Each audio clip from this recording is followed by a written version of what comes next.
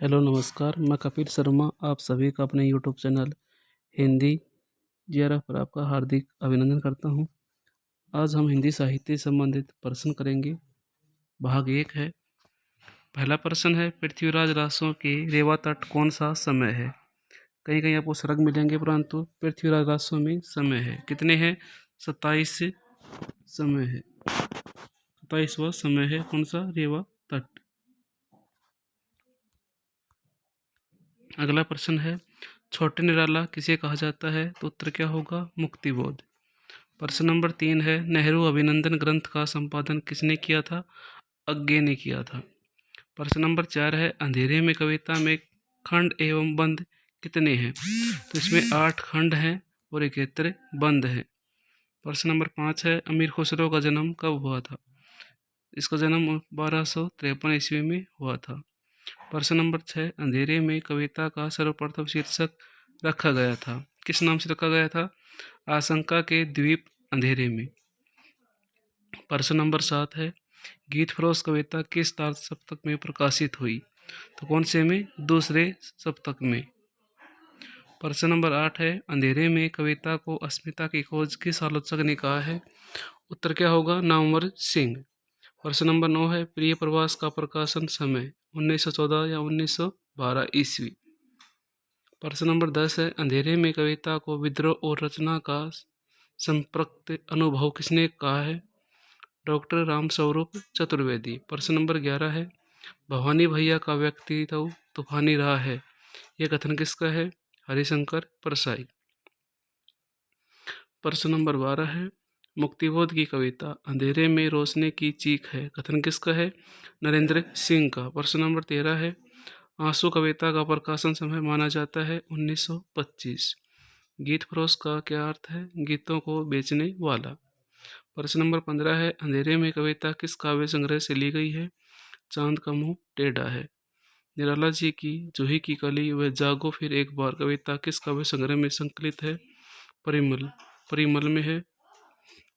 हिंदी का मेघदूत किस रचना को कहा गया है? आंसू। भवानी प्रसाद पर किस कवि का प्रभाव था? उत्तर क्या होगा? मैथिली शरण गुप्त। प्रश्न नंबर 19 है, आंसू काव्य में कितने छंदों का प्रयोग किया गया है? तो 133 छंदों का प्रयोग किया गया है। प्रश्न नंबर 20 है, नदी निर्झर और नाले इन वनों में ने गोद पाले, लाख पंछी सो हिरन दल, चांद के कितने किरण दल। उपरोक्त पंक्तियां किस कविता से ली गई है? सतपुड़ा के घने जंगल। ये किसकी है? भवानी प्रसाद मिश्र की है। अज्ञे कृत्य ऐसा देवीणा का रचना काल है 1961। आपातकाल के समय मिश्र जी ने जो कविताएं लिखी वो किस पुस्तक में प्रकाशित हुई? त्रिकाल संध्या। अज्ञे कृत्य ऐसा देवीणा कविता किस लोक कथा पर आधारित है? जापानी लोक कथा यानी कि चीनी लोक कथा पर। बुनी हुई रस्सी, खुशबू के शिलालेख किसकी प्रसिद्ध रचनाएं हैं? भवानी प्रसाद मिश्र। ऐसा देवीणा कविता की मूल कथा किस जापानी ग्रंथ में संकलित है? ओकाकुरा की पुस्तक द बुक ऑफ टी। बादल को गिरते देखा में चिर अभिशापित कौन है? चकवा चकई। प्रश्न नंबर 27 है, ऐसा देवीणा किस काव्य संग्रह में संकलित है? आंगन के पार द्वार। बादल को गिरते देखा कविता में किस नगर का वर्णन है? कुबेर की अलका। प्रश्न नंबर 29, खड़ी बोली का प्रथम महाकाव्य किसे कहा गया है? प्रिय प्रवास। नागार्जुन का वास्तविक नाम क्या था? वैद्यनाथ सिंह। प्रिय प्रवास किसकी रचना है? हरिओद की है। प्रश्न नंबर 32, नागार्जुन की रचनाओं से प्रभावित पाठक उन्हें क्या कहकर पुकारने लगे? बाबा। कामायनी का रचना काल 1936। इसको 1928 में लिखना शुरू किया था। लगभग इसको 7 वर्ष लगे थे। 35 में इसका लिखा हुआ पूरा हो गया। 36 में ये प्रकाशित हो गई रचना, यानी कि इसको 7 साल का अंतराल है वो लगा था इसको लिखने में। 36 में ये प्रकाशित हुई थी। प्रश्न नंबर 34, कई दिनों तक चूल्हा रोया चक्की रही उदास। पंक्ति किसकी है? नागार्जुन की है। अकाल और उसके बाद कविता से ली गई है। कामायनी में कितने सरग हैं? 15 सरग हैं। अकाल और उसके बाद कितनी पंक्तियों की किसकी पंक्तियों की कविता है? 8। कामायनी का महाकाव्य असंदिग्ध है, ये कथन किसका है? डॉक्टर नगेंद्र।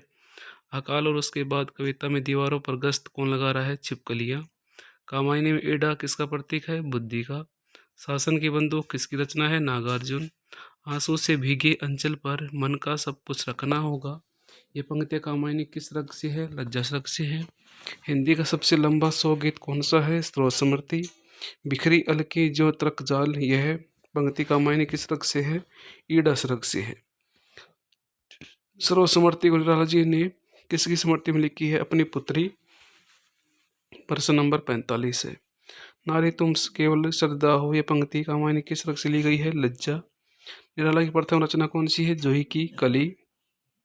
दिनकर का कामाध्यात्मक प्रधान काव्य संग्रह कौन सा है? उर्वशी। जूही की कली का संबंध किस ऋतु से है? वसंत ऋतु से है। प्रश्न नंबर 49। उर्वशी कौन सा काव्य है? महाकाव्य। जूही की कली का नायक कौन है? पवन। राम की शक्ति पूजा का रचना काल 1936। जूही की कली क्या पिए हुई थी? यौवन की मदिरा। ये प्रश्न हमारे थे।